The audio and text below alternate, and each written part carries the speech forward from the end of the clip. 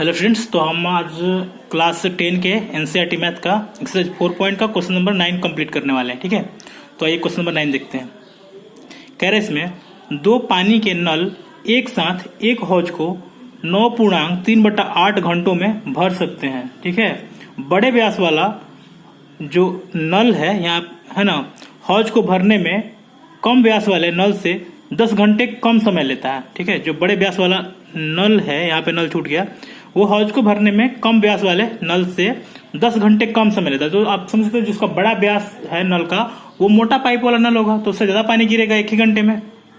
या जो भी दिया गया समय उसमें बड़ा जो व्यास वाला नल है, यानी कि मोटा नल है, वो ज्यादा पानी गिराएगा, और कम व्यास वाला नल जो है कम पानी गिराएगा। तो इस तरह से बड़ा व्यास वाला जो है नल जो है वो कम समय लेगा और छोटा व्यास वाला ज्यादा समय लेगा। तो कह रहे हैं कि बड़ा व्यास वाला जो नल है वो 10 घंटे समय कम लेता है छोटे व्यास वाले नल से। प्रत्येक द्वारा अलग से हौज को भरने में समय ज्ञात कीजिए। तो हमको ये पता करना है कि प्रत्येक नल जो है अलग अलग कितने समय में हौज को भर सकता है।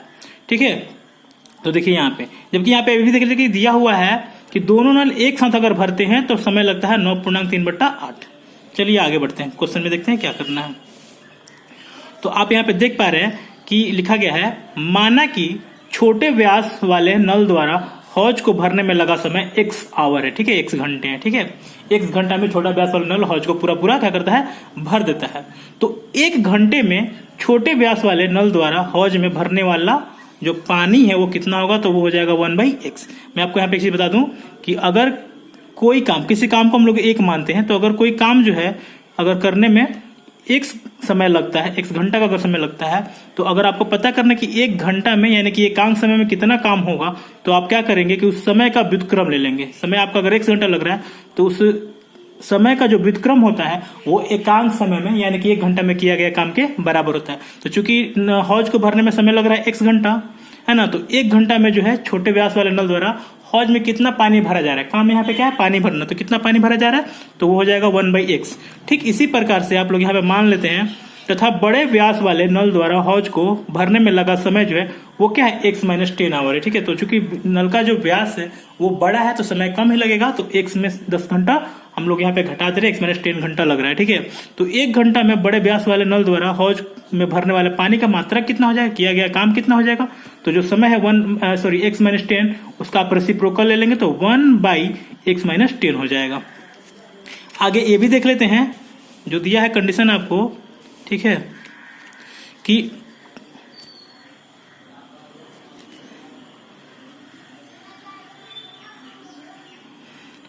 दोनों नलों द्वारा एक साथ हौज को भरने में लगा समय कितना हो जाएगा। ठीक है, तो दोनों नलों द्वारा एक साथ हौज को भरने में लगा समय जो आपका 9.3/8 दिया हुआ है, यानी कि आप तोड़िएगा इसे पूर्ण, तब को आ जाएगा 75/8 घंटा। ठीक है, तो ये समय मिल गया आपको। अब आपको ये भी पता कर लेना है, जैसे आप लोगों ने 1 और 2 में पता किया कि दोनों नलों द्वारा 1 घंटा में, जैसे कि आपने पता किया कि छोटा नल 1 घंटे में कितना पानी भर रहा है, बड़ा नल 1 घंटे में कितना पानी भर रहा है, तो ठीक वैसे ही आप ये भी पता कर लीजिए कि दोनों नल जो है मिल करके 1 घंटे में हौज में कितना पानी भरेंगे, भरने वाला पानी कितना होगा। तो यहाँ पे समय 75/8 है, उसका आप रेसिप्रोकल ले लेंगे। आप ध्यान दीजिएगा, अगर आप 75/8 करेंगे तो इसका रेसिप्रोकल आपका हो जाएगा 8/75। तो ये आपका नल में भरने वाला पानी का मात्रा हो गया। ठीक है, अब यहाँ पे समझने वाली बात क्या है कि एक पतला वाला नल है आपके पास, ठीक है, एक मोटा वाला नल है ना। तो अब बता रहे हैं कि 1 घंटा में छोटा वाला नल क्या पानी भर रहा है, मान लीजिए कि ए पानी भर रहा है, बड़ा वाला नल कितना पानी भर रहा है, बी पानी भर रहा है। ठीक है, और अगर दोनों नल को 1 घंटे के लिए, देखिए ये 1 घंटे में भर रहा है ए पानी, और ये जो बड़ा वाला नल है वो 1 घंटे में कितना पानी भर रहा है, तो पानी की बी मात्रा भर रहा है। ठीक है, ए लीटर मान लीजिए, बी लीटर मान लीजिए। अब चूंकि दोनों नल जो है, छोटा और बड़ा दोनों अगर नल मिल जा रहा है, तो ये दोनों नल मिल करके 1 घंटा में कितना पानी भरेंगे, ये दोनों मिल करके ए प्लस बी, इन दोनों के जोड़ के बराबर पानी भर देंगे, क्योंकि दोनों नल को हम लोगों ने एक साथ ही एक खोल दिया है ना, 1 घंटे के लिए। तो पानी कितना भरेगा, जितना कि ये लोग 1 घंटा में दोनों मिल करके भरेंगे। तो इस तरह से हमारा प्रश्न बन जाएगा। आप देख सकते हैं आगे यहां पर लिया गया है प्रश्न से 1/x, यानी कि छोटे नल द्वारा जो है भरने वाला 1 घंटे में पानी का मात्रा, और ये बड़े नल द्वारा भरने वाला पानी का मात्रा दोनों का जो जोड़ लिया जाएगा वो कितना हो जाएगा, दोनों के द्वारा मिल करके 1 घंटे में भरे गए पानी की मात्रा। तो इस तरह से हमारी समीकरण जो है तैयार हो गया। अब आप इसको सॉल्व कर लेंगे, बट्टा का जोड़ करेंगे, x इंटू आपका x माइनस 10 कराएंगे, आपको कितना मिल जाएगा, तो आपको मिल जाएगा यहाँ पे देखिए x इंटू एक्स माइनस 10 और ऊपर जो है x माइनस 10 का गुणा हो जाएगा आपका 1 में, ठीक है, और x का गुणा हो जाएगा आपका 1 में। तो x माइनस 10 का गुणा जब 1 में करेगा तो x माइनस 10 और प्लस x का गुणा 1 में तो x हो जाएगा। अब बराबर यहाँ पे 8/75। देखिए इसको गुणा करके आप इसको तो जोड़ना है तो आपका x प्लस x 2x हो जाएगा, माइनस 10 हो जाएगा, और इसका मल्टीप्लीकेशन कराइए तो x इंटू एक्स स्क्वायर और x इंटू 10 माइनस 10x हो जाएगा बाई इक्वल्स 8/75। 8/75 हो गया आपका। अब देखिए फिर यहाँ पे आप क्रॉस मल्टीप्लीकेशन कराते हैं, क्या हो जाएगा आपका, एक्स स्क्वायर का गुणा करेगा, एक्स स्क्वायर माइनस 10x का गुणा करेगा 8 में, तो ये इस तरह से लिख सकते हैं आप इसको, और 2x माइनस 10 को आप गुणा करेगा 75 में, तो 75 इंटू 2x माइनस 10 ऐसे लिख सकते हैं। ब्रैकेट तोड़ करके गुणा करा लीजिए, 8 इंटू एक्स स्क्वायर है ना, 8x स्क्वायर हो जाएगा, और माइनस प्लस माइनस 8 गुणे 10 8 80x हो जाएगा, और 75 गुणे 2 150, और x इसमें तो x लग जाएगा, 75 गुणे 10 आपका 750 हो जाएगा। 8x स्क्वायर माइनस 150, यहाँ पे फिर 80x है ना, यहाँ पे जो माइनस आपका 80x है ये दिख रहा है आपको, और 150x जो है यहाँ से लाया गया, राइट साइड से लेफ्ट में आएगा, माइनस हो गया, और जो 750 यहाँ पे दिख रहा है माइनस में वो आके आपका लेफ्ट साइड में प्लस हो गया, बराबर 0 हो गया। आप इसको जोड़ लीजिए बीच वाले टर्म को, तो 8x स्क्वायर और 150 और 80 मिलाकर आपका 230x और प्लस 750 बराबर 0। यहाँ पे देखिएगा ये दो सब सारे के सारे टर्म 2 से कैंसिल हो सकते हैं, तो हमने इसको 2 से कैंसिल कराया हुआ है, तो आपका यहाँ पे आ गया 4, यहाँ पे आ गया आपका 115 और यहाँ पे आपका 375 आ गया।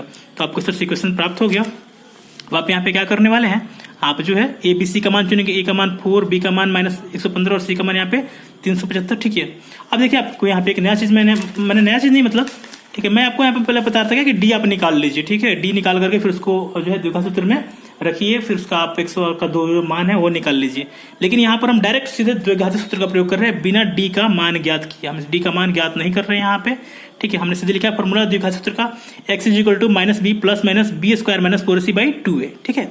तो अब देखिए यहाँ पे माइनस तो माइनस, बी का वैल्यू जो है आपका माइनस 115, वो माइनस 115 हमने यहाँ पे लिख दिया, फिर प्लस माइनस साइन हमने यहाँ पे ऐड किया, फिर रूट अंडर जो है यहीं पर हम B square minus 4c calculate कर रहे हैं। पहले से जैसे डी हम लोग कैलकुलेट करके जो माना था सीधे उसको यहाँ पे रखते थे, नहीं कर रहे हैं आपकी बार हम यहाँ पे, अब बार हम यहाँ पे ही कैलकुलेट कर रहे हैं फॉर्मूला में ही। तो देखिए बी स्क्वायर यानी कि माइनस 115 का स्क्वायर माइनस 4 हो गया यहाँ पे इंटू ए सी, तो ए का वैल्यू आपका 4 है और सी का वैल्यू 375 है बाई 2a। तो 2a पे देखिए यहाँ पे a का वैल्यू यहाँ पे जो है मैंने नहीं रखा हुआ है, नीचे वाले लाइन में आपको 2 इंटू 4 मिल जा रहा है, 1/4 यहाँ पे रखा गया है। देखिए आगे बढ़ा करके यहाँ पे माइनस माइनस आपका प्लस 115 हो जाएगा, प्लस माइनस ये तो रहेगा साइन, 115 का जब स्क्वायर कीजिएगा आपको मिल जाएगा 13,225, माइनस आप जब इसका गुणा कराइएगा 375 गुणे 4 तो आपको मिल जाएगा 6,000।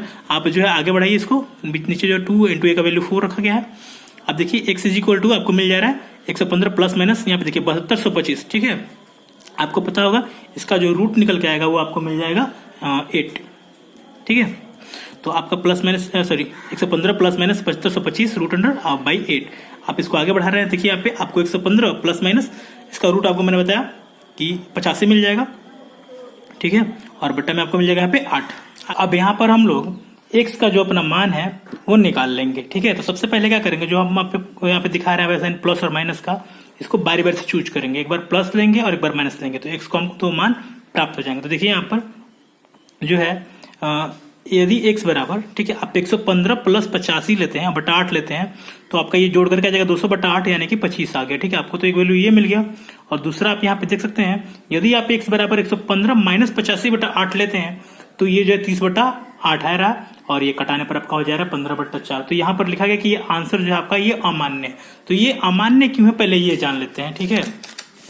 यदि जो है आप x का वैल्यू अगर ले लेते हैं 15/4, मान लेते कि ये मान्य है, तो आपका जो दूसरा वाला जो है आपका मान वो क्या है, ये छोटे नल द्वारा पानी हौज को भरने में लगने वाला समय है, तो बड़े नल द्वारा जो है ना हौज को भरने में लगा समय यानी कि x माइनस 10 कितना हो जाएगा, तो x का वैल्यू आप ले लेंगे 15/4 और माइनस आप इसमें से क्या कर लेंगे 10 कर लेंगे, ठीक है। तो आप घटा करके जब देखेंगे तो देखिए आपका मतलब कि जो है ये मान जो है ये 10 से कम है, तो आपका जो है जो भी आएगा घटा करके वो ऋणात्मक आएगा, ठीक है। तो ऋणात्मक समय आएगा, तो ये संभव नहीं है, ठीक है। तो इसीलिए ये हमारा आंसर क्या हो गया, अमान्य हो गया। तो मान्य आंसर क्या हो जाएगा हमारा 25 हो जाएगा। तो इसीलिए छोटे व्यास वाले नल द्वारा हौज को भरने में लगा समय x बराबर हम लोग 25 घंटा ले लेंगे, तथा बड़े व्यास वाले नल द्वारा हौज को भरने में लगा समय हम लोग x माइनस 10 यानी कि 25 माइनस 10 बराबर 10 ले लेंगे अपने यहाँ पे 15 आवर। ठीक है, तो हम लोगों ने सॉल्व कर लिया, दोनों नल द्वारा अलग अलग लगने वाला जो समय है हौज को भरने में वो हमने ज्ञात कर लिया है।